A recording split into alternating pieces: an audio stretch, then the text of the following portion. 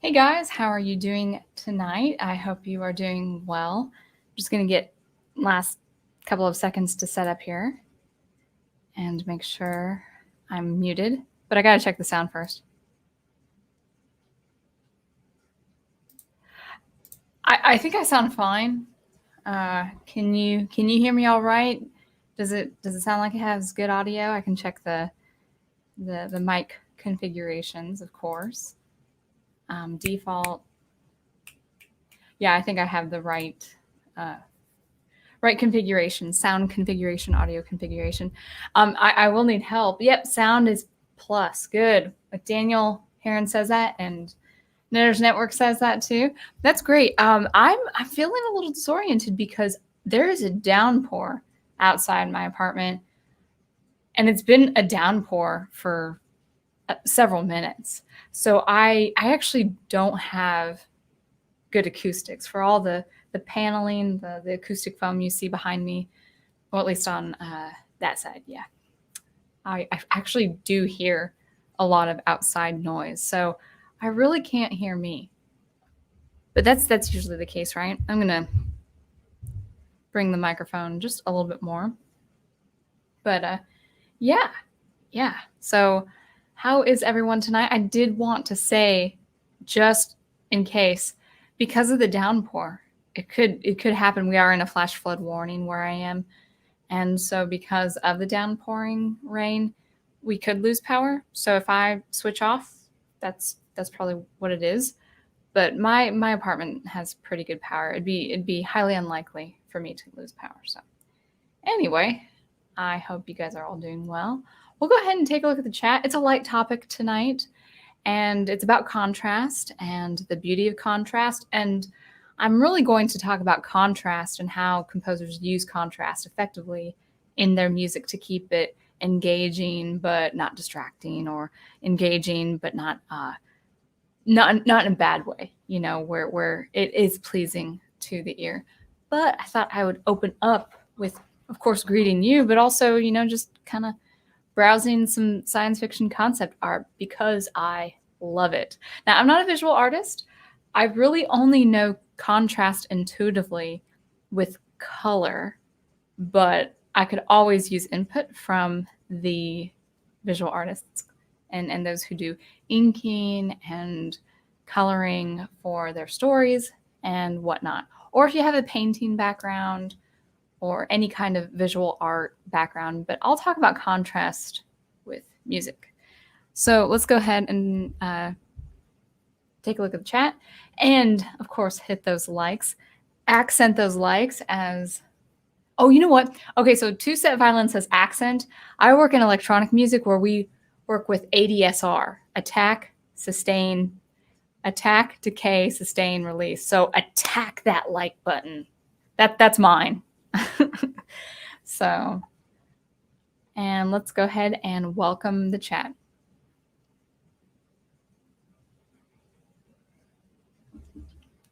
All right, so this is me. I'm not first. I think Troy Pacelli was first earlier today. I think what happens is if you guys comment, after 2 hours, it goes away. I've timed it. I was like, yeah. So I see the timestamp on when people have posted, and then 2 hours later, it deletes. I've seen that live active on StreamYard. So Troy Pacelli was first. Brian Gilmartin was also first, coming in right after Troy. Actually, probably several hours after Troy, now that I think about it. And he was talking about his art and art that has been posted on the Facebook group page, the Professor Geek Facebook group page. And he was comparing the two characters he had drawn and colored. And for one of his characters, I don't know if he was using contrast and comparing the two, where one female character is blonde and has a pink top and black boots, and that's more of the kind of that feminine trope for a female character, whereas another character of his is redhead with kind of a bright green, maybe a darker, well, it's not that dark of red hair, it's kind of an orange red, and a kind of a nice bright green palette, and red and green are are very good colors to have contrast and contrast with. So I actually, if you don't mind, guys, I don't. I said I hope I catch these comments, or I hope these comments appear when they're when I'm going live. But I think he posted a couple of hours ago. He had to go to work. But I will say, guys, in terms of, recommending me your art, I would say we would keep it where it's safe, on the Facebook group page. I do not, even as we are friends, of course, I always like to, protect the artist and protect myself as an artist. I don't particularly feel right to showcase other art on my channel. So I don't know if that was what people were thinking when I put that comment in on the Facebook group page, where I'm like, oh yeah, let's talk about giving me your input, or if you have examples. I was kind of thinking of just general examples of artists you might know, or something like that we can talk about. But anyway, that was a long-winded entrance, entering Brian Gilmartin. But Big Al says, have a great show tonight. Looking forward to the great science fiction concept art. And we'll spend a few minutes on that, because you guys have seen my stream before. I love science fiction concept art. And this art is available, on the browser, on the web. So I think that's fine. And Knitters Network, 6 thumbs up. I appreciate that. That is wonderful. And the professor, now this flatters me, because he says present and ready to learn. Now, I expect that of him, because he's a professor and he's a learner. But to learn something from me, music and art, that is especially flattering, because it's a comment from a brilliant guy. So thank you, Prof. I appreciate that. I'm listening. Troy Pacelli says, I'm listening while schooling. Oh, yeah, I had heard that. I saw that on the group. Well, that's good. Do you think they really need teaching, though? They're not going to learn. They probably write like that just to get a response from you, or the general you. I don't mean you, Troy, but I think they write that badly on purpose. I could be wrong, though. I don't know social media culture. I'm no connoisseur when it comes to that. Maybe they do write that poorly, but I'm not sure. Thank you, Netter, and thank you, Daniel. And thank you, Big Al. And Shop Mononoff, welcome. See, every time I talk about music, specifically, you're around, so that's good to have you here. I have an Audio-Technica condenser microphone. I think it's the AT2020. And I got that at 2018. It had nothing to do with the year. So that's the model. The Audio-Technica condenser mic, AT2020. And I think I got it on a Black Friday sale for $99, or maybe that's the store price. Maybe that's the general price. I can't remember. And it's a good mic. I mean, I like it. The only thing is it's good for speaking into. It's good for live discussions and all of that, but it doesn't really pick up my full sound of the acoustic violin. I understand that condenser mics, depending on where they're placed, I'm no specialist when it comes to microphone placement, but I understand that if it's placed well, you can get a really good guitar sound and all that good stuff. But I don't have, this is, $100 mic, so I'm not expecting the whole, enchilada of good sound and acoustics, but it works for speaking, and hopefully it's plugged in so you can hear me talk into the microphone. Yeah, that rain, it's just still going. I can, oh. So anyway, oh, hey there. Oh, yes. Well, I thought Nanette said that to me, but that was to the prof. And Wolf10, welcome. Oh, hey there, Sound Engraver. Yeah. I should jump on the chat when you guys are on. Weekends are just a generally bad time for me to be on YouTube. So I'm usually just kind of just doing my own work and working on some stuff. I actually do have Now, I do have a great social life with you guys, but I actually have a bit of a social life outside the social media spectrum on Sundays. So you got to keep that also intact, especially in a year like this. So I usually am away from the computer, so to speak, especially YouTube. So anyway, but why I bring that up is I need to hear you actually say, "Oh, hey, there's Sound Engraver." I want to hear your voice say that. Shopmaninoff says, "I have a Blue Yeti that I use as a cardioid mode. That I use in cardioid mode. That's good. I heard good stuff about that as well. And is that for speaking or podcasts or commentary or acoustic recording? Is it the nice one? Isn't there a nice one? Maybe I'm thinking of Blue Ribbon. So there's something blue that actually it's a really nice sounding one. And there's some exchange. And Troy Pacelli says, Sound Engraver and all other people streaming, battery backup. It's good to protect your PC and allows you about an hour before you have to power down and sign off. I know. And that's great advice. But the thing is, I don't have a battery. Well, I mean, I just have an external plug-in, like just a power cord for my computer, because I have my iMac. I don't think. I actually don't know. I think the iMac is just an external power source, and that's it. I could be wrong. It's just a flat screen. Well, it's not that flat. It's about 10 years old. But yeah, as far as streaming on a laptop, oh yeah. Oh, I can understand. I have not used a laptop apart from writing my story, but my laptop just recently just keeled over after 12 years. It's a 2008. But apart from that, I have not actively used a laptop in years. And the laptop I did use when it was working had no battery. Yeah, kind of risky. But yeah, that's definitely good advice.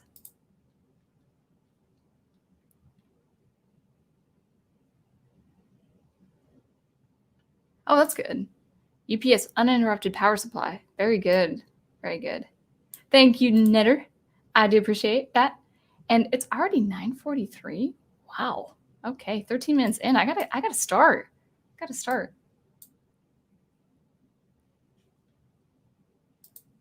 Sound Engraver. Oh shoot. Didn't hear you in the background. What does that mean? Makes me nervous. Thank you, Shopmaninoff.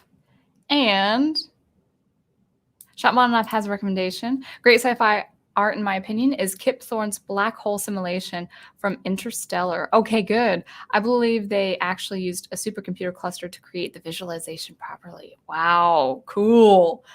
I love that kind of visual, art or the visual installation. So that's neat. I will definitely refer to that.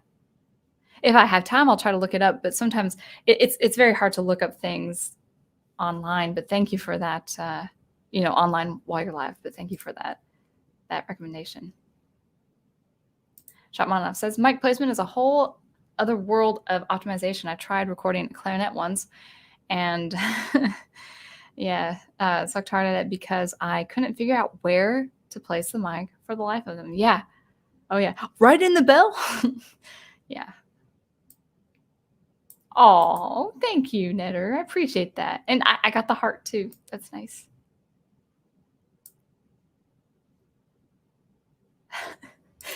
Maybe not. I swear sometimes in my own stream. Well, if I meant to say if I was on chat or something and I said hello and then you just said, oh, hey there, Sound Engraver. I'm just not even available on chat usually on the weekend during the Saturday and Sunday evenings.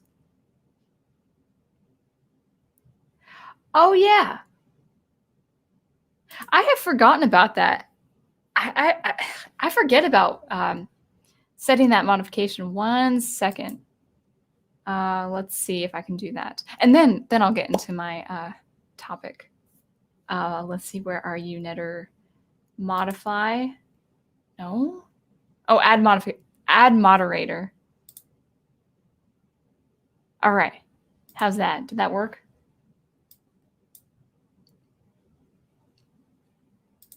Very good. You were DJing. That's good. I have been there. So distracted in my work. I know. I'm just reading chat, and it's 15 minutes in. So let's get started with some art, okay? We've got to do this. So let's just have some visuals. Let's just have some visual examples, just kind of get ourselves warmed up to contrast. And then I have just some bullet points for musical contrast and parameters composers can work with for good musical contrast. So let's get started. Okay, good. Netter has a wrench. Good. All right, so I'm going to share, and let's see what this looks like. Does that look good? Yeah, that looks great. So I'm starting with just a beautiful piece of science fiction concept art. And I'm going to go ahead in the tab so I can't see me anymore. But we'll just go ahead and start with this beautiful orange against a couple main colors. The first obviously is orange against that blue. It's kind of like this shape of an egg where it's kind of a sea green blue. It's a very bright blue, maybe even has a little bit of electric blue and white in it. And that against orange, a warm color against a cool color, is very, very good contrast. We have a bit of orange in many different ways. You know, you can see the top. Excuse me. Excuse me. Could be sinuses. We have the top where it's the dark orange, and then you kind of have that Saturn shape where it has a bit of that really, really light orange, kind of almost yellow, especially when you get to the horizon. And then we have that darker orange, and you can see that the kind of egg shape, whatever that is the central figure. It's the centerpiece of the art, and it's the main focus of the art. But then you also have the landscape where you have people coming in, probably explorers, to take a look at whatever this thing is. But then you also have a beautiful contrast. I think one of my favorite color contrasts is black against a brighter color like yellow or orange or bright green. And so you can see these science fiction type creatures. They look like hounds of some sort, maybe bony hounds. And you don't really see a definition. Maybe you see a little bit of eyes, red eyes, and kind of a spiked shape back, but it's really essentially a silhouette, and that against that orange wasteland, that desert landscape. And so that, along with that real ethereal sea green blue, electric blue, is, I think, really good contrast in terms of coloring and contrast. And I had heard that good contrast in coloring is when you're using two colors like orange and blue, and they have two different, I guess you would call, values. And this makes sense to me as someone who works in computer music, like velocity values in digital audio workstations. But maybe you have a very bright orange with a light value, or a number that goes more to the lighter extremity, and maybe a very dark blue that goes into the darker value, that darker extremity. I think I had heard that right, where you do have two colors with not so much opposing or extreme values on extreme ends of the spectrum, but enough of a difference where it provides a beautiful aesthetic contrast. So that's all I know about visual art. I just know I like it. But if you guys have any input there, you artists who do know colors, red versus green, or purple versus orange or yellow, something with incredible contrast, but done very, very well. Let's go ahead and take a look at some others. I just love that. I love that orange with the blue. Let's take a look at maybe not so subtle or not so obvious contrast, but I think it's enough. And that is done here in a couple of ways, where we've got this room, this chamber that has that electric purple, and it's a little muted. There's a bit more magenta here inside this room. As you go deeper into this room, it looks like it's a council of some kind, and you've got that magenta against the black and some gray in the flooring, but that electric purple against black. And another way to a bit of contrast that I'm not sure I care for too much, but it is contrast, is this green, especially this light green. Actually, this light green against the black is really, really quite nice. And then also this electric purple. The dark green is a little, in my vision, it's not really sickly looking, but against that magenta, against that purple, might not be as aesthetically pleasing to me, but it's still quite nice contrast, and it gives you an impression of, what does this room mean, and what is this green room that is separate from this main central point. And let's go ahead and also look at this. This is a different style. And actually, I'll go back to chat to see if you guys can see what I'm seeing, right? You guys can see that? Great. I think that's good. Let's go ahead and take a look at this very nice, very unique style of art. Kind of angular, not as definitive. I mean, there are some art that, the piece that I showed had a little bit of that more obscure style. But what I just absolutely love is this very, very deep red, getting into this orange before meeting it with the blue on top. And it's layers. You see the layer, the top of the piece, the middle of the piece, and the bottom of the piece, where there really is the most activity. But I like this because we're seeing it from the top level, top, medium, and low. And on the bottom, on that low end, is depth. You're understanding depth with this kind of facility, or this traveling station, whatever it may be. But on the top, as you go up, you're actually going in, or I guess you're going through. There's distance to be seen. So there's distance, and there's also depth. So that's a good use of contrast that's not as obvious, maybe just on a subconscious level. But I love that red. I love that red against the orange, finally against that sky blue. Very, very nice. And I think maybe just a couple more to get the point. This is not so high in contrast, but there's still enough contrast in different levels. So the first is that just shine of electric blue inside this monolith. And the monolith could be gray, or it could be like a dark gray, or it could be black. But that light in the center on the bottom here is just enough to kind of show you the object, show you its greatness. It has mystery. It's a bit of an enigma. It looks like that electric blue and white against the dark blue and against the black. And you also have contrast in this background here, where it's atmospheric. It really is atmospheric. It's got that starscape in the background with the galaxies, and then you have that central object with a couple, 3 objects around it that is most likely part of it, depending on what the context is.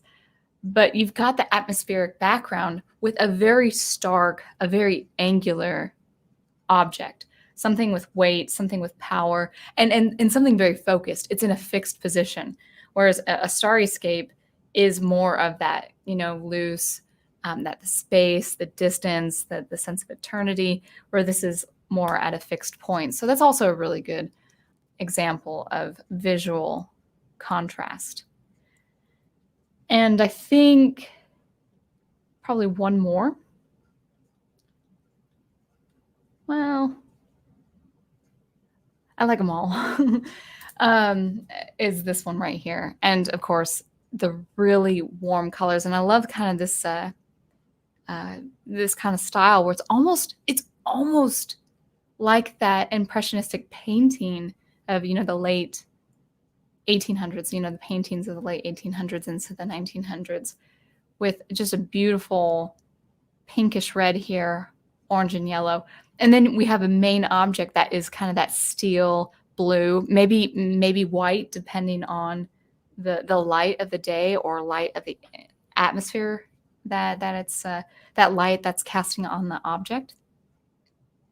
And we also have a lot of obscure, this half on the right is obscure with the clouds, and the other half is it's just a lot cleaner looking. So that's also a good use of contrast. So color, texture, and all of that. Now, of course, I could be looking at this all day, but I won't, unless you guys want to look at more art, I think that's fine. I just wanted to give you a couple ideas, a couple examples. And yeah, I think we're good. So that's kind of a visual idea of contrast and how to use contrast. And if you guys have any input, you artists out there, you visual artists, just let me know. And then we'll talk about music. We'll talk about contrast with music, because that's my specialty, of course. So let's go ahead and take a look at the chat. Yes, very nicely done. But I think Netter is worthy of the wrench. I can't just start throwing wrenches at people. I trust that Netter's network will use the wrench wisely.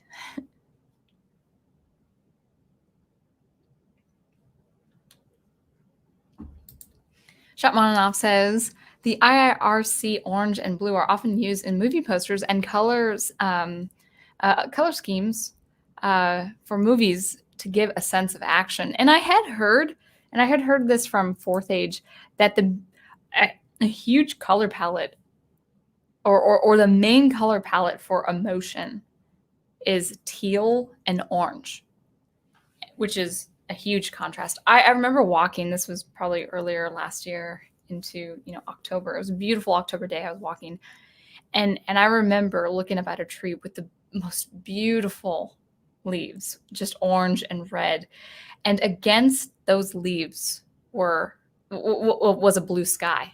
Just a perfect blue sky, and also a dark blue sky. It could have been just the light of the sun or the time of day, but that blue against the orange. I stood under that tree for probably a full minute just looking at it. It was such a gorgeous, striking contrast of colors. Oh, Knitter, I don't need that battery. Waylon Smithers says, blue gold is a good look. Yes, it is. And I think it would probably depend on the type of blue too, or the type of gold. Because I have also, I think it was my middle school. I think those were my middle school colors or something. I can't remember. But the gold wasn't that good. And the blue wasn't that good. So I think it would have to depend on the blue and the gold. Yes. Don't you love those? You put electronic music and you look at concept art. It's just one of my pastimes. Chris P, welcome, Chris P. That picture looks like it's out of a book I remember seeing when I was a kid. The spaceships in the clouds picture. Yeah, it's beautiful. And that kind of had a style almost like the 70s. It looked a little newer than the 70s, but I really do appreciate that kind of style. Professor Geek says, great call on the impressionistic influence of that piece. I never thought of Monet. Is it Monet you meant to say? Doing spaceships, but that totally is what it looks like. Yeah, especially with the clean side of the sky. And then, of course, that kind of obscure, ambiguous, cloudy sky.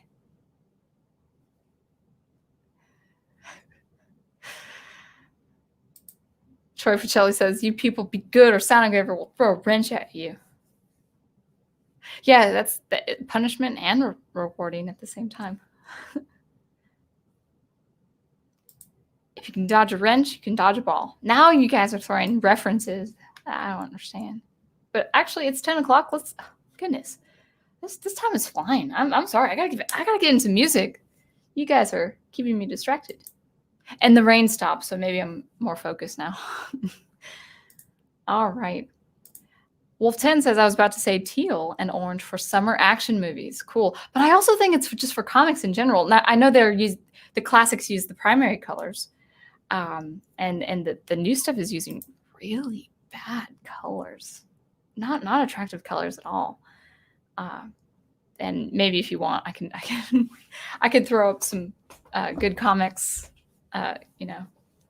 old classic comics versus, what's her name? Mara Tidebreaker.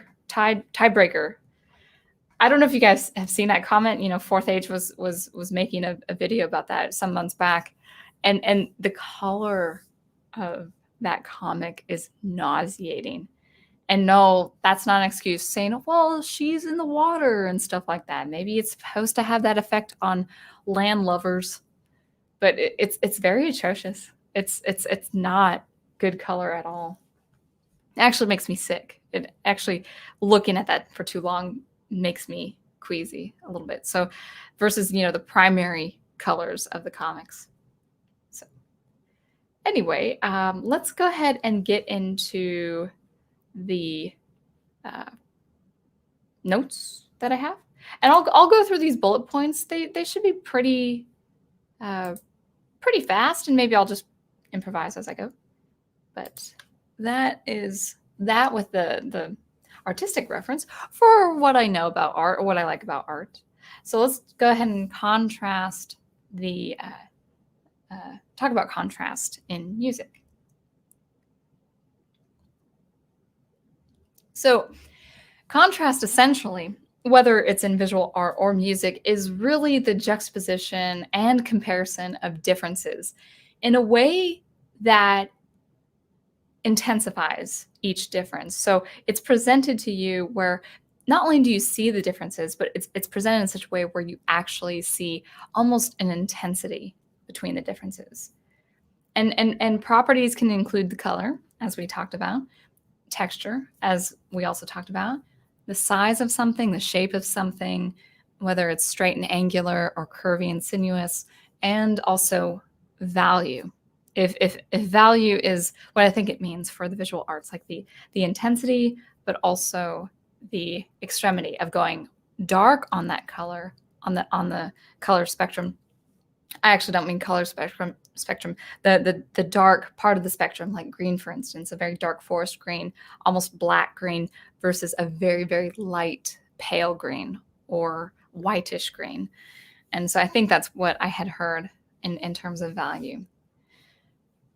And we'll just go ahead and go into categories of examples of contrast in music.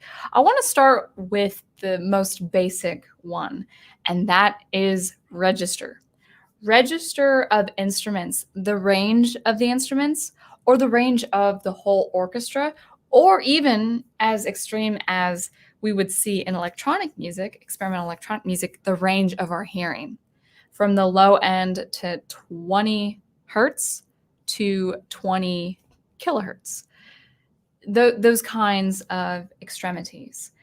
And the best, I would not best, but I would say the most basic use of contrast there is really the high register versus the low register. Now, this can be inside an actual instrument, within the range of an instrument.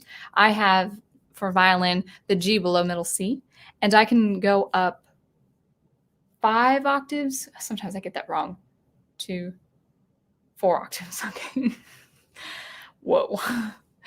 I can go up 4 octaves and maybe another half an octave higher than that. And it's incredible contrast from that. Maybe the low end of a reedy instrument like bassoon, going to a mid or high treble part of the bassoon.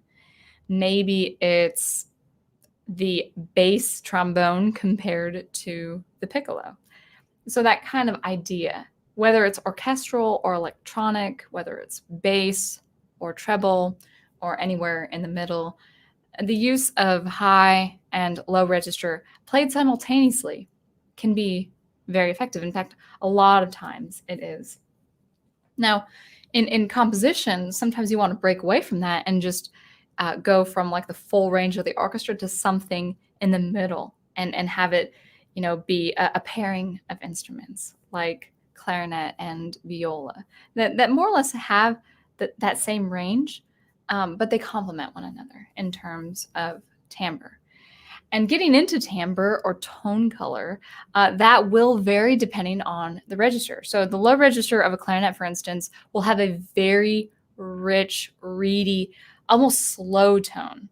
I mean, you can play with fast breath, that low register of the clarinet, but I think of that reedy tone as rich and warm, whereas the higher register of the clarinet, it can go from a beautiful song like warble or something screechy, almost kind of cackly, depending on the extremities of breath and the speed of breath. And so you have two colors. You have a reedy, woody kind of instrument, and then you can have almost a kind of a human or bird-like call, if done well, if done by a professional clarinetist, for instance. So register is the first thing in terms of contrast. Working with high and low registers. And if you want to do it like visual arts where it's simultaneous, you use it together. Break away from it from time to time. That also adds contrast, where you actually use the two extremes or at least the two different ranges, and then go into just high or just low or just the middle. That's also a good example of contrast in music. The next is texture. And we were talking a little bit about texture in the science fiction concept art examples, but it's perfectly suitable to talk about it here in music. And I'll just kind of give examples, some ideas of what I mean by texture.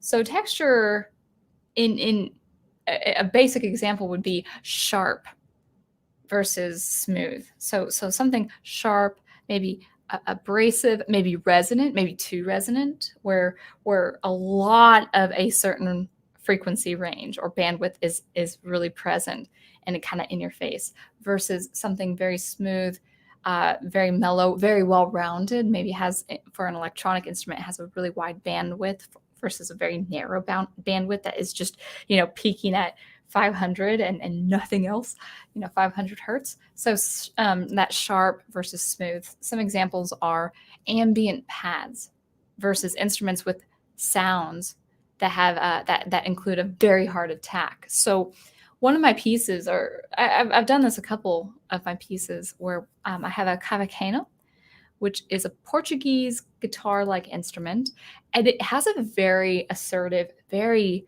sharp pluck, especially if I put it in, with velocity of 60 and above. It's just a very sharp pluck. And I've actually kind of modified it where it has a nice taper and delay and kind of has a shimmer at the end. But all in all, it's very stylized. It doesn't sustain for very long. It's not meant to sustain. It's really like the harp, where you pluck the harp, and yes, you can continue working with the harp and have that nice flowy timbre and color. But if you just pluck one note of the harp, yeah, it's beautiful, but it won't sustain for very long. Or even if you strike a piano, yes, it's beautiful. Even with your finger on the key, it's not going to stay for very long. It's not like an organ where you hold down a key and it'll just stay going forever. It just doesn't have that construction. So something that has that length, something that has that perpetual movement of sound, that ambient sound, versus something with a hard attack, something that strikes a string or a bell or something like that. So that is an example of sharp versus smooth. So what I like to do with electronic music is have a combination of both, a pad-like instrument that has that atmospheric quality, and that sense of sustain, with something that has a bit of a harsh attack. I like putting the two together. Also, in terms of style, pointillistic versus elongated. So something that is like a pizzicato, for instance, that is dampened, where I strike the string and just after, a third of a second, it's done. The sound is done. Maybe a little bit of reverberance depending on the room or how hard I strike that. But it's pointillistic, where it must be done consecutively in between of silence, versus something elongated, something that can sustain for a very long time, whether that's an electronic instrument or, like a double bass just constantly bowing. Well, basses don't bow like this. They bow like down here. Or you just bow that bass until your arms fall off. So pointillistic versus elongated, that is an example of contrast. Pointillistic also includes short sounds with no decay versus long sounds with reverb. A really good sense of contrast is pointillistic, a very, very, very short sound that has little to no decay, but enough decay to trigger a long reverb, like the reverb length of a cathedral. That's beautiful contrast, where you actually, the sound source actually is very sharp and very short, but then it has that length of going on forever with a reverb. So that's also a good example of contrast. By the way, this is a side note. I might have mentioned this before, but bypassing a reverb in electronic music, I have heard done so well, so effectively, and it really does provide an amazing moment of contrast. When you have reverb, you have distance, because reverb is essentially an echo. And so when you have it and then immediately take it away, what actually is happening to the listener, psychoacoustically, is the listener is perceiving distance of something, and then that distance is immediately pulled away. It's like, where am I? It's like, have you ever had those dreams? I might be the only one who has had these dreams before. Have you ever had those dreams where you're like, you're so far away from something and then you're immediately up close to something? That's the effect of the reverb being instantly pulled out, instantly bypassed. And I have heard it done effectively well. So that's a good use of contrast. Long legato notes versus staccato notes. So legato is smooth and connected. That's a smooth, connected style with any instrument and any vocals. And then staccato, legato sounds connected. Staccato sounds, just a little bit pointed, punctuated a little bit. So the use of that kind of style with a shorter style, like staccato, legato and staccato. In acoustic music, this is really explored with articulation.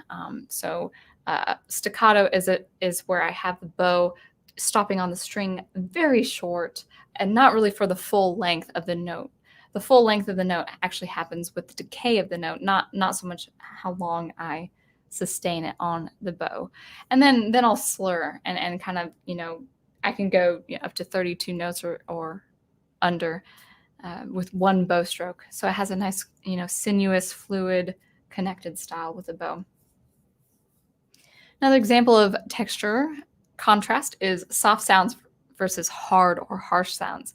Now, I'm not a big fan of harsh sounds, but electronic music composers, they do. But I have also heard composers in electronic music soften the sound with the mixing and mastering to where it still maintains that harsh nature of the sound, but it's also accessible. It's palatable. You understand the harsh nature of the sound, but it's not too in your face where it would be distracting or uncomfortable. So that's also an example of texture. So we talked about register, high versus low registers. And we also talked about texture, sharp versus smooth. Next is dynamics. And it's essentially loud versus soft, loud versus quiet. And now in contemporary acoustic music, composers work with volume extremities. So the use of dal niente, which in Italian is to nothing, dal niente, so you go from incredibly loud and intense to nothing, to silence. And composers who have excelled at this are George Crumb and Helmut Lachenmann. And Crumb with his piano macrocosmos, and Lachenmann with his, and really any of his string works, his string quartets, or his, I believe, toccata for solo violin. Very, very extreme use of soft and extremely loud. George Crumb with piano really worked inside the piano, at least in terms of acoustics. And I don't know if you've ever heard his piece, George Crumb, or those of you who are composers or who are students have ever heard George Crumb, not in a concert, but actually with a recording that's really well mic'd. It's awesome. It's fantastic. And so dynamics, using loud and soft, intense and nothing, that is a good way of using that type of contrast, whether simultaneously or consecutively. Remember, music is temporal, so you can also think of it being linear as well as simultaneous.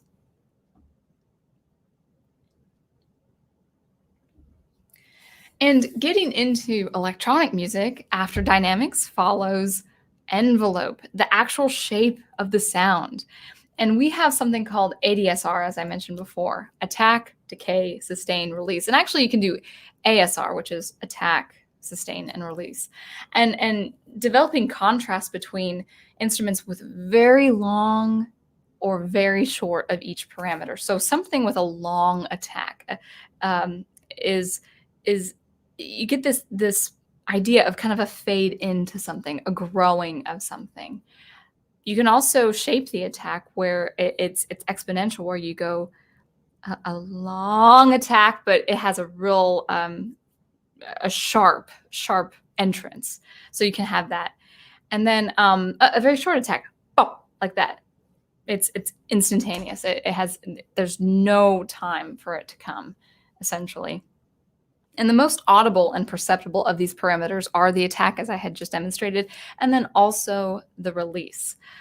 It's very hard to convey with my voice, release, but essentially is the release after the instrument has finished its motion.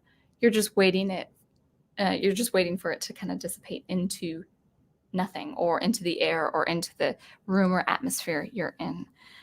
But you can modify those parameters. You can have a very slow attack and a very short release, and it's kind of jarring. Things with very short releases can be done very effectively, but you also have to be careful because you're working with so much sound with an abrupt stop. But also, I have heard it done really, really well. So the envelope, the shape of the sound, and all that good stuff. Now, I think I touched on effects just a little bit. So we talked about register, texture, dynamics, envelope, and now we're talking about effects, and I'm just going to cover a couple of them. Delay and reverb. So perceptible delay length. So something as short as an eighth of a beat. So you'll hear an echo, but it's so swift. It's just right at your ears, versus something that it has a very long delay, long enough to actually cause feedback. And you composers out there working with delays, do be careful. I don't know if you've ever run into this, but I have, where I didn't even know what was happening, but I had a crazy long delay. And this was in Logic. This wasn't even SuperCollider. I don't know how I did this, but I was playing this instrument and it had a very long sustain to it, but also a delay. And what was happening was it just kept piling on delay after delay after delay. And I saw the meter go up and up and up, and it looked so eerie, like a monster was coming out of the computer and at my face. But I was saying, what is going on? And then it just kept piling higher and higher and higher until it just kind of exploded to, 18 decibels. That's not true. It was probably 6 decibels, but I was as terrified to kind of perceive it to be such. And I realized it was just too much delay. I had to shorten the delay by a lot. And so you can have a very short kind of pitter patter of a delay, or you can have something as long enough to cause that feedback, that perpetual motion. But do be careful, because that also takes up probably a lot of CPU power. I don't think so, actually, now that I think about it. But it is dangerous. It actually can hurt your ears if you're not careful. Reverb parameters between the pre-delay, reflection, the room size, and the density. And I usually work with mostly room size and density, although I should work on pre-delay and all that good stuff. But changing the parameters to have a very lengthy reverb, kind of felt in a cathedral, or something where you're maybe in a cavern, but in a very closed kind of cavern. Maybe that's not bigger than 9 feet in diameter or something like that. So playing with that. And then, of course, bypassing the two is quite fun. And also just working with the stereo space as well. Or not, going from the stereo space to something right at the center. That's also stereo space, now that I think about it. Or stereophonic, yeah. But now I wanted to talk about also EQ, the equalization. So a good use of effects is the low pass filter. So if you went to the extreme and only did low pass for an instrument, you would hear ground noise. You'd feel the presence of ground noise or something like a rumbling. When you think of ground noise, that's the energy in the ground. Kind of the maybe you don't perceive it because it's under 30 hertz, but you don't hear it because it's under 30 hertz, but you do perceive it. It's a presence. It could be dense, it could be atmospheric, especially if you have a subwoofer. But that would be an extremity, doing only an instrument with low pass or high pass. So like if you shelved it all the way up to 8 kilohertz and beyond, well, now you're getting very thin, very delicate sounds. Maybe even more than that. Maybe I would say 10 kilohertz and beyond. I'd have to hear it to think where it really does get thin and delicate. But not only, when I say thin, I mean so much of the presence of that instrument is taken out because of that high pass shelf, and it really, because that presence is taken out, it might be delicate, but also it could come out harsh depending on the instrument, depending on the attack of the instrument and the nature of the instrument. Or maybe you have an instrument that only does low pass and then an instrument that does high pass. Maybe it could be the same instrument. And then a normal bandwidth, where you have an instrument with all its frequency range. So, that's a good contrast. Something with only the low end or only the high end, and then another thing, maybe the same instrument where it's the whole frequency spectrum. So that's also a good use of contrast. And I am almost finished. I just have a couple more notes. But, good contrast versus poor contrast. This might just be subjective because subjective. Yeah, this might be subjective because I'm so picky. But I have some ideas on good contrast and poor contrast. And I'm almost done with my notes.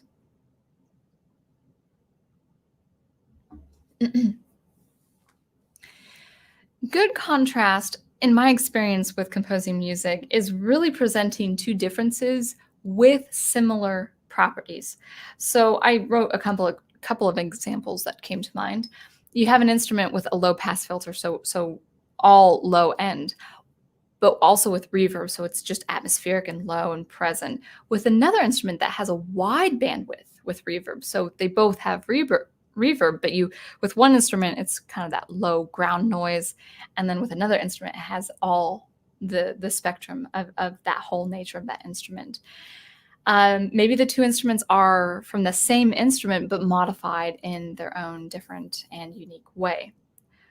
Maybe good contrast is going full reverb to no reverb, or having something with a lot of reverb and having something with no reverb. So again, reverb is echo, it's distance. So imagine an instrument that really does give you a sense of distance of a room or of an environment, and then having an instrument that is just right next to you, whether it's in front of your face or right next to you or behind you.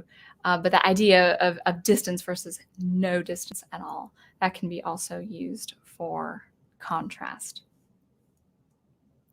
Poor contrast, again, this might be more subjective with my experience, but presenting two differences that do not share similar properties or parameters. So I wrote down extremely high frequency and thin texture next to a warm, rich texture with a lot of low end. How would I describe this?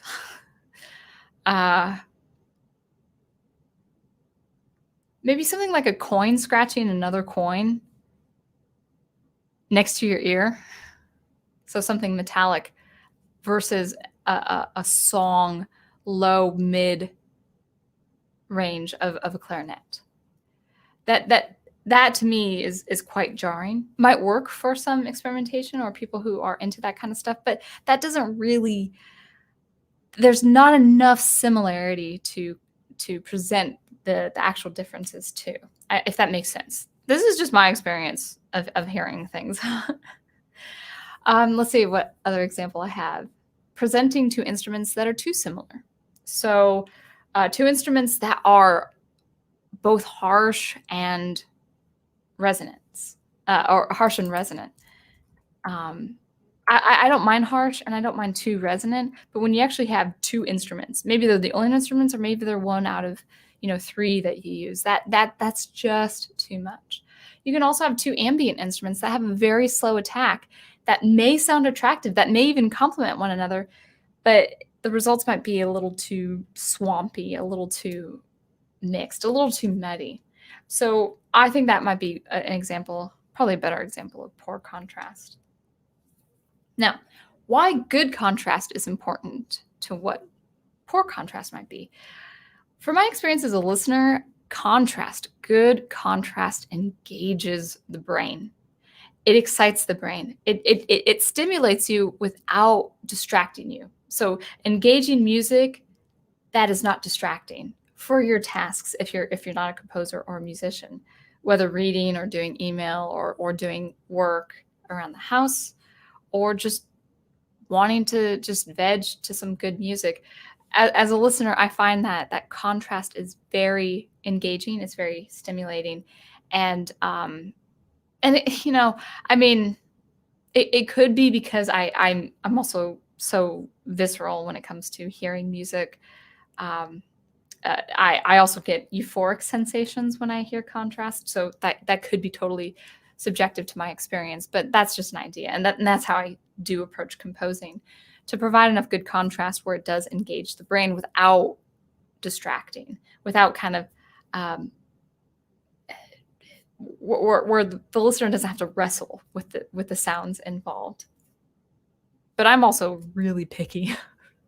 So could be that too. But I'm just telling you my opinion. It's my channel. I think, again, in my experience, poor contrast can engage the listener, but in a distracting way. I think with poor contrast or poor music, or music done poorly in this regard, actually has the listener think and analyze a little bit more because the aesthetics might not be there. When you have a piece of art, whether it's visual or music or anything, maybe reading, the flow of the sentences, when you have something done well, something of good quality, you actually don't, at least in my experience as someone who looks at art, you really don't have to think too much. Like it's just there. It's engaging. You know why it's good. Maybe you don't know why it's good, but you don't really have to categorize things. But in my experience, when I have a bit of poor contrast, my brain is engaging and trying to separate the different things. It's like no, that doesn't work this well with this. At least that's with me. So I actually think with poor quality or poor contrast, the brain is actually doing a lot more heavy duty work separating the things and saying why these things don't go together. It's like that Sesame Street song, when I was like in the late 80s or something. One of these things does not belong here. Something like that. You know what I mean? I think it was Sesame Street that did that to me. So I also think aesthetics can be engaging without being distracting. By distracting, I mean kind of more of a bad experience. Something that takes deep analysis does have its purpose in art, and also has its function, and has its own important role in art. But most people, I mean, at least I just by talking to you guys, I think we just like to see things that are, pleasing and done well, and all of that stuff.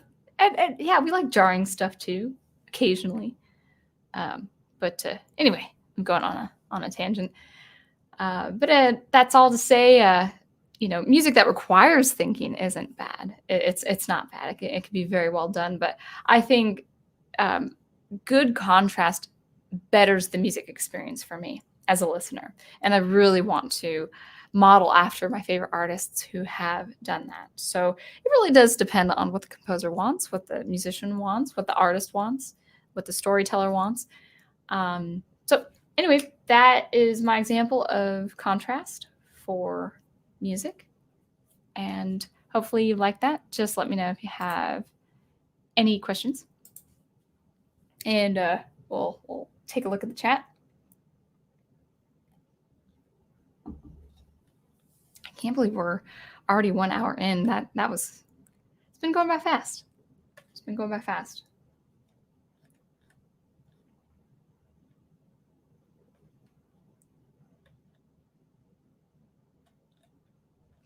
All right, I think, let's see.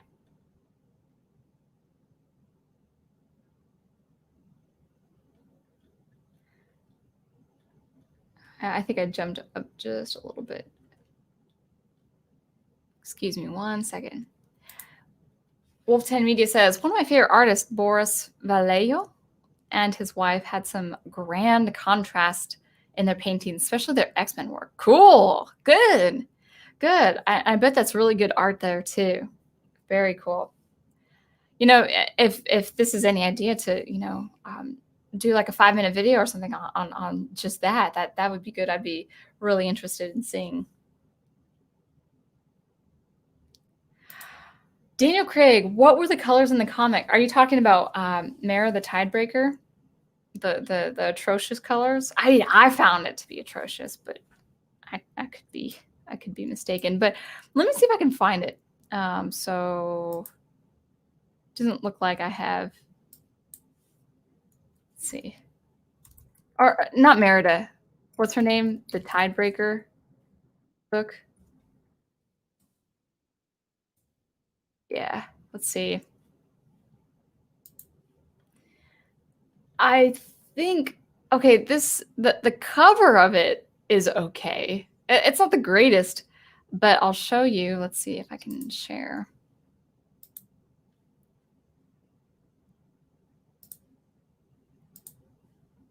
See what that looks like. So, I mean, the cover here, oops.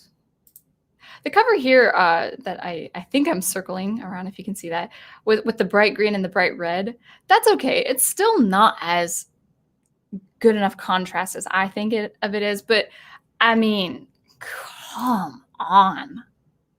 I can't be the only one who finds that repulsive. I mean, is this supposed to be red hair? It's brown, but it's like this muted brown against the green. And there's only just a little bit of dark teal for the dark colors. And then everything is white with a brown. It's not red hair. It's supposed to be red hair, but it's not red hair because it's not enough contrast. So, I mean, something like this, if I were to read a book, I don't care how short the story is. If I were to read a book and spend 10 or 20 minutes on that art, I feel nauseous. The colors don't work. It's just too. It's too muted. Now I don't mind muted. I like muted as a palette to convey something in a story, but not like this. They're not even going beyond 2 colors, which I think is fine for a book cover. I don't think you need to have a whole painting for a book cover. 2 or 3 colors for a book cover is fine. But the whole story with just this kind of, I mean, look at that green. It's, I don't know. So anyway, I'll stop there, and you guys can let me know what you think. But I don't find that appealing at all. So that's what I meant for the comic. So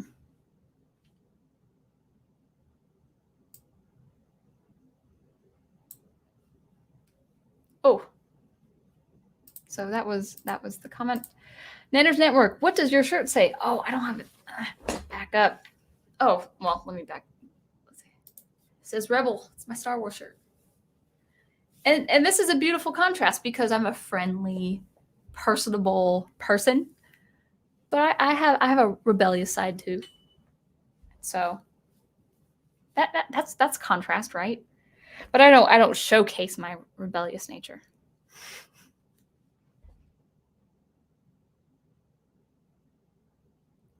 Well, 10 says, hey, how you doing?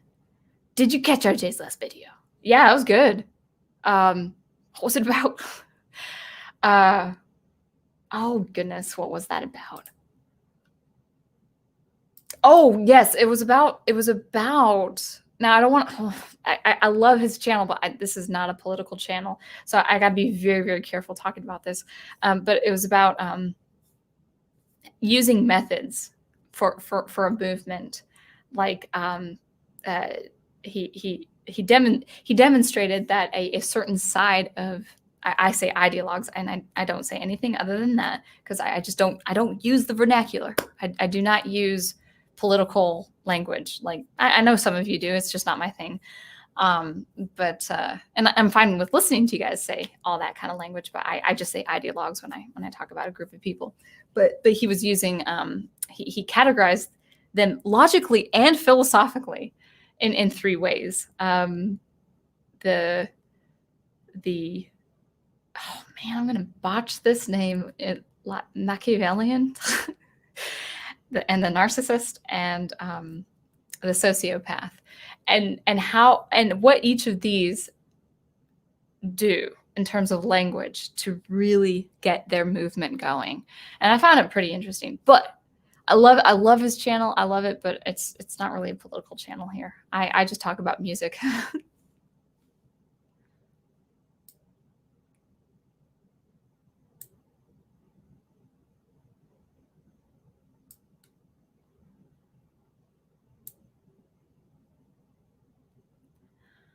All right.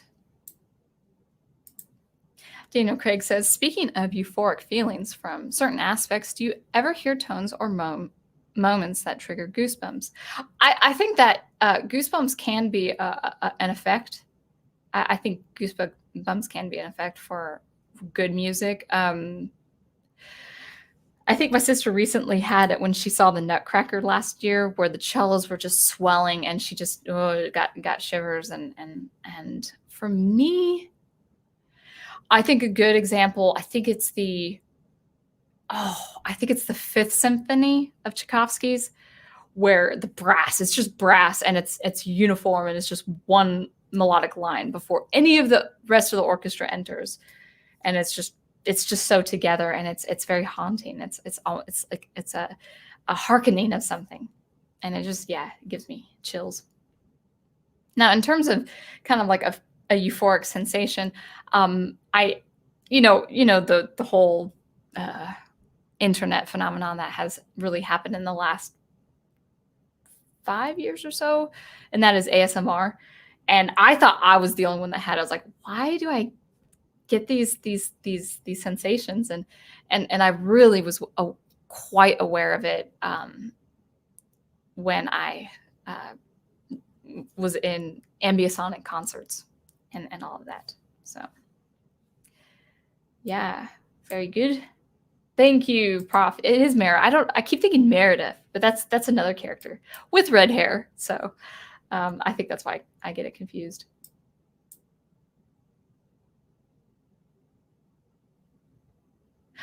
Oh, Daniel Craig, for actual tones?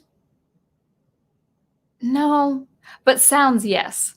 So something with like a lot of sibilants and high frequencies, something that has kind of like a nice attack, but still a hard attack. like something like a synth that can be quite familiar, quite similar to the harp or something like that. That definitely happens.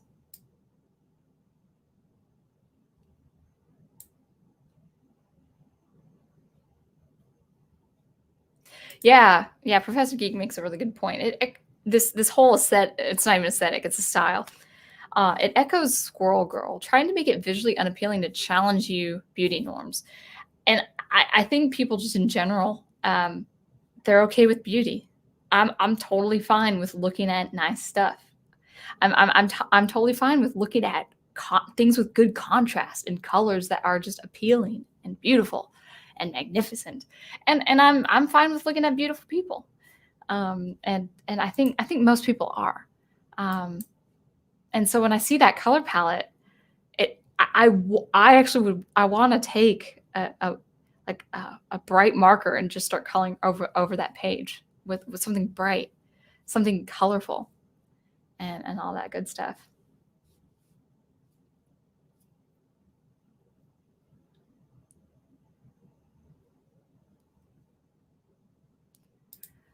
Waylon Smithers, is it Smithers or Smithers?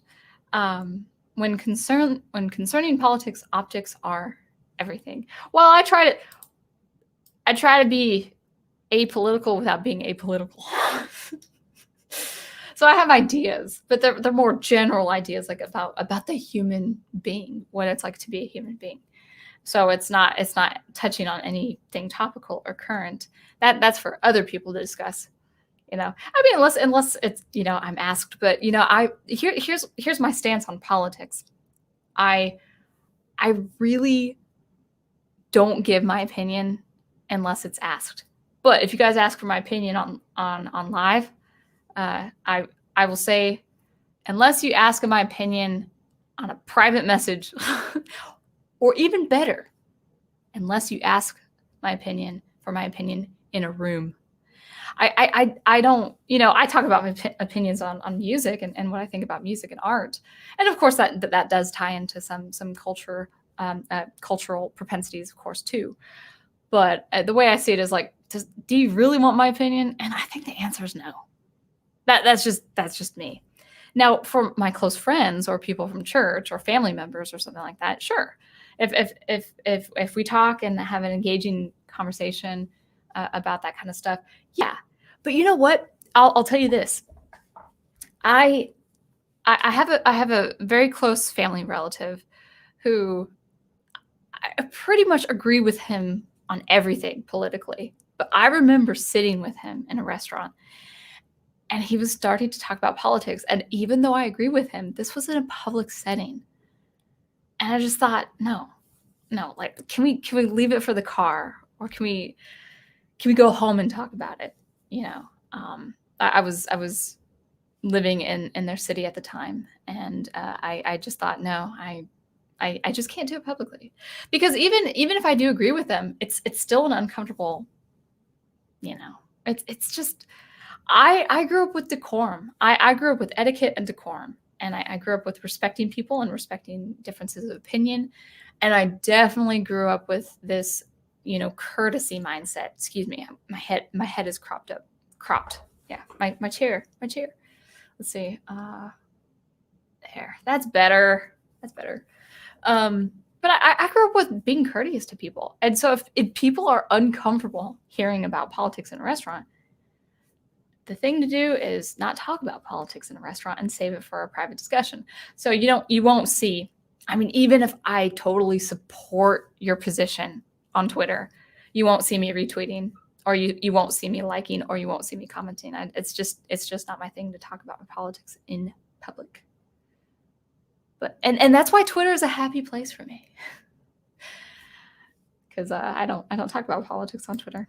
And actually, guys, I don't think any of the artists that I follow on Twitter are here watching me live, but artists I follow and wholeheartedly support with their work and their art, if they start talking politics and it's consistent, I actually mute them, and I have to actively go on their feed to see what they're doing for their music, because I just shut it off. And Twitter's a wonderful place for me because I know how to handle Twitter and be happy. But anyway, that was a rant. Yeah, objects are everything. Don't give your opinion. I'm kidding. You guys can give your opinion if you want, but on my chat, please be respectful. All right, let's see if we have anyone else. Kind of low crowd today. About 9 people. 9 people on. That's all right. So if you guys, I think we'll wrap it up around 11 if you guys don't have anything more. Any input on contrast, or what you guys do with your art that provides contrast? You know, that provides that juxtaposition of two different ideas and presenting it in a way that intensifies the differences. If you guys can think of any examples that you do as artists or as writers, you know, it doesn't have to be visual art. What about writing? I think a beautiful contrast is Batman's nemesis, the Joker, because it's just a beautiful comparison of the two and what they stand for. But you don't need to hear me about that. You know, Batman for order and justice, and Joker for anarchy and all that good stuff.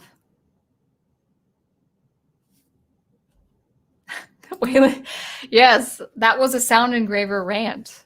It looks cheerful, doesn't it? I'm not really that angry. I'm not an angry person. I can get frustrated, but I don't really get, you know, in your face angry.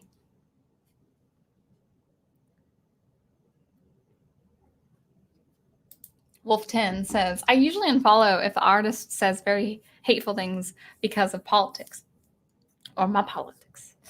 I don't unfollow them because I really do still want to support their work. The problem is I'm not as active in responding or liking their stuff because I kind of forget. That's the consequences. I really do like to endorse art, especially art I think is really good or has some really good potential. But if I don't see the stuff on my feed, I'm not as active. I'm like, or sometimes I'll see an artist like a comment that I made or something I promoted, and I'm like, oh yeah, I wonder how they're doing. And then I'll go on their page and then try to, you know, like their more recent things. But I feel, now this is my opinion, but I'm so much happier on social media when all of that is removed. You know, even with politics that I agree with, it gets people antsy. Just gets people vexed, and I don't like that. As a synesthete, do you draw unique musical inspiration from color contrast and art? Oh yeah, I think so. I'm very, I would say so, and that's why I like showing you that art that I saw, which is you know, has that striking look. And it doesn't have to be the color. It could be the style. It could be angles versus lines and curves and, you know, geometric art. It could be art for an album, you know, all those things that really, really do inspire me. And actually, you know, that's the great thing about the record label Ultimate is that their cover art really does complement their music. It's almost synonymous. It's a visual representation of their music, and I love that. And I would just love to model after that. So I'm very much engaged with designs and color. I'm also, you know, I am very aware of seasons of my life, you know, as I get older, but also, you know, the grade, the actual color grade of the time of day, if that makes sense. So if I'm walking in, you know, in a late afternoon and I come upon a shade of trees or, a shadow over, cast over a lake or something like that, I'm very present in that moment. Especially like sometimes the color of something I see, like a park. Maybe it's an unoccupied park that I've seen, or an unoccupied campus. And if the lighting is just right, it evokes two things. It evokes like scenes for a story. Like, wow, I could write a story around this, what I'm seeing. Or it evokes like a memory I've had. Or have you ever had, going a little meta on you guys today with my dreams and my stuff, but have you ever had that impression of a memory you never had? Like, have you ever seen, so like something that's, a time of day, like how the light is cast, or maybe overcast, or the sun, or it's dusk or something like that, and you overlook a building or you overlook a park, and sometimes it can be occupied with people, sometimes not. Usually when it's empty, it's that really evokes the most emotion out of me. And I'll think of it like a memory. Like, I feel like I've had a memory of this place. It's almost like deja vu, but it's not the same phenomena. And I'm like, I'm sure I've had a memory of this, but then I think I was like, no, I don't think I've been here before, or I don't think I've been in a place like this before. It's really weird, but yeah, I'm so focused and in the zone when it comes to that kind of thing, with color schemes, with how light is cast, shadows, shapes, all that good stuff. And so I really do try to model that in an aural perspective, give that aural perspective of that kind of stuff.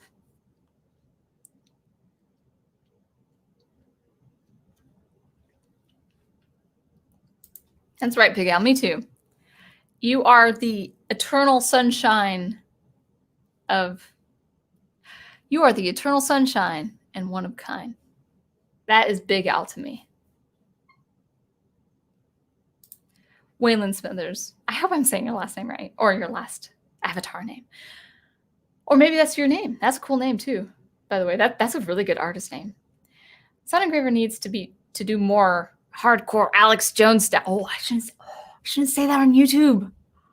Isn't that name forbidden? JJ Abrams. I saw a YouTube channel called JJ Plagiarisms. I don't know if it's an actual thing, but that was a channel name I saw. But yeah, hopefully this lovely, wonderful, remarkable platform does not ding me for saying that name, probably even showing that name. Needs to do hardcore AJ rant. That I can get behind. Well, I hate to say this is a happy channel with art and music and the like.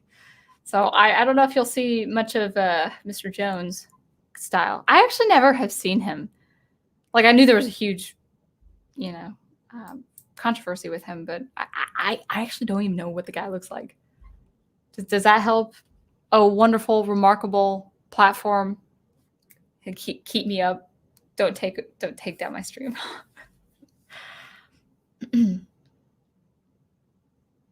Yeah, Big Al says, I love album art. Some excellent art in unexpected places.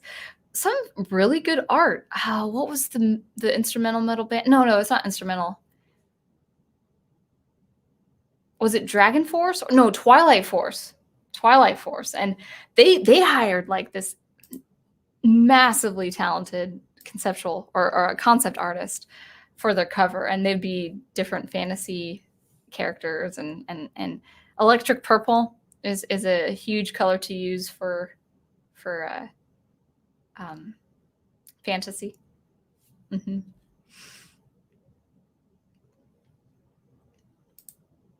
Sound Engraver. It's just reminding you of a similar sensation you've experienced before. I think so. Yeah, it's not quite deja vu, but it's like, I feel like I've been here. Or you've ever come upon a place that you just like, this is out of a dream, I don't know. Big Al presents, I've had memories of previous dreams and other dreams, memories like an alternate existence. Between reoccurring dreams and dreams that look like realistic enough places. Yeah, I've had that kind of thing. And I've also had just repetitive dreams, like you've dreamt it before, and then it's like, no, wait, this is new, but you're asleep, so you're not really totally aware of the situation. Wolf 10 says, you'll be fine. You're not. Oh, yeah. Not yet. I have, what is it? Isn't it like 892? 108 more to go. Come on, guys. Share my stuff. Yeah, I think they always go for those who make money, which is so strange. That's like the worst business decision ever. But that's okay. That's okay. I just do it to show my music and show the world what I'm doing. Ghost Cubic, welcome again. I love that. I love that channel name. Rural Prospects popped up on my playlist while driving through the Sierra Nevadas. Oh, that's awesome. On my way to my father-in-law's. Oh, I'm sorry. Funeral in California. I'm sorry to hear that. It was a bit of light and otherwise. Oh, an otherwise sad drive. Wow, I'm sorry. Wow. That's interesting though, that popped up while you're driving through that landscape. I'm just curious because I haven't been on that side of the country forever. Actually, I'm driving through Wyoming end of the month, but in Montana. But yeah, I haven't been that part of the country in so long. But did it evoke kind of a? I'm just curious. Did that music sound like that kind of landscape? That's what I was going for. But yeah, great stuff. Anyway, we're coming on 11 o'clock, and I actually do have a little bit of work to do before getting into some writing. So I think this would be a good place to stop. 90 minutes, I think that's fine. If you guys don't have any more questions for me. Oh, cool. Wow, that's really cool. I'm wow. That I'm hearing the piece in my head right now. That's cool. Well, wow. I'm sorry you had a very sad trip though, and I just let me know if I could pray for your family on that. That's really hard. But wow, Nevada. I've never been that far southwest. I've been in Colorado just for a stint, but yeah, beautiful country. Absolutely beautiful part of the country. So anyway, I think this would be a good time to adjourn. Looks like chat is pretty light, and I don't really have much to say on contrast after this. So let's go ahead and plug away some things. We have a whole week now, of course. If you are ever confused about the schedule, you can always go to the Professor Geek Facebook page on all the events going on throughout the week. And so let's go ahead and plug it away. So beginning tomorrow on Professor Geek, they are doing Universal Monsters. I believe beginning with the Invisible Man at 10 p.m., if I had that right, Prof. I'm actually going to take a break from the rewatches. I've had so much fun, especially with the noir. And just the Batman, the Mask of the Phantasm was a really nice way to cap it off. But I've got things going on this month and into the next month, so I'm gonna take a breather and just let people enjoy the Universal Monsters and get ready for Halloween and all that good stuff. We're in September tomorrow. We're in September in 1 hour. Wow, 2 hours for the Pacellis. So anyway, so yeah, the Professor Geek channel, and it will be Universal Monsters, probably from this Tuesday going up until Halloween. Now, it's also happening on Fanman's channel, Friday Night Frights, although I don't know the time of the Friday Night Frights. And also Big Al Presents channel and rewatches occasionally, but all of this is on the schedule. All of these showings are on the schedule, so go ahead and go on the Facebook page and see when things are happening. But it is the rewatch time at 10 p.m. Eastern on the Profs channel tomorrow night. And of course, pre-shows. I'll definitely be there for the pre-shows and being in the chat, because I really do love those. Those are excellent, Prof. Thank you for doing those, especially with the art analysis going on Tuesdays and the writing going on Thursdays. And Dune book study, also on the Profs page at 10 p.m. Eastern. I am so behind. I probably have 150 pages to read. So if I'm not in chat, guys, it's because I am so behind on my reading. But I'll be there for the pre-show too, in chat and saying hi.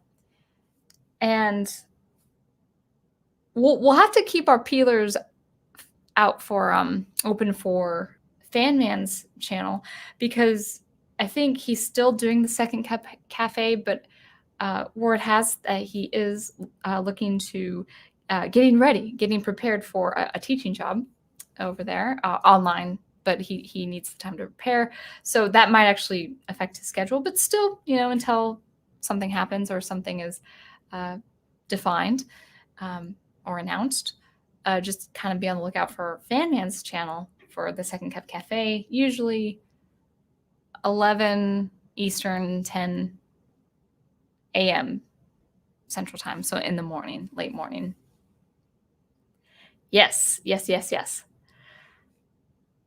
And, we've got anime rewatches, and we've also got study hall every once in a while with Aged Boomer. He said he was recording for a podcast, so he couldn't be on today, which is fine.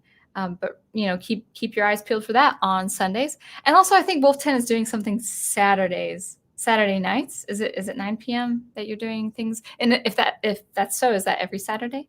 So definitely just kind of plug away. It used to be just like, Professor's page or Professor's channel, Big Al's channel, or Troy's channel, whoever's doing the rewatch. And now it's like, whoa, we need a full schedule, So I forgive me if I'm missing things. But anyway, that is that. What is the rewatch for this Saturday, guys? What's coming up this Saturday? Oh, yeah. We've got the Fright Nights on Fanman. And but what time on Fridays? Do you know, Al? What time does that usually start? Because I don't know. Usually Saturday, but this week is Friday. Yeah. So I know there's going to be, as you guys get more involved, with the YouTube community, I know there's going to be a lot more overlap, with times. It's a given. People usually work during the day, and they usually are at home at night. So that is understandable. Oh, a time travel. Netter's, is it Netter's Network, or is it your channel, Troy? A time travel film called Primer. Yeah, I think you were explaining what that was, and it sounds very interesting. I wish I had the time and energy to focus on that, but it sounds like you really have to know your time travel schematics to understand that movie, and to probably even watch it a couple times before actually watching it with you guys. But anyway, I feel like that was a little bit of I'll be on Troy's channel. I feel like that was a little haphazard. It's just a lot to plug in now. So, but Troy said the way to see all of these things, including times, and it's also usually announced on the page. Usually people bring up their thumbnails and say, hey, this is happening at this time. Facebook page. This is great. This is great because I love plugging these away, but it's also quite difficult to remember everything going on throughout the week.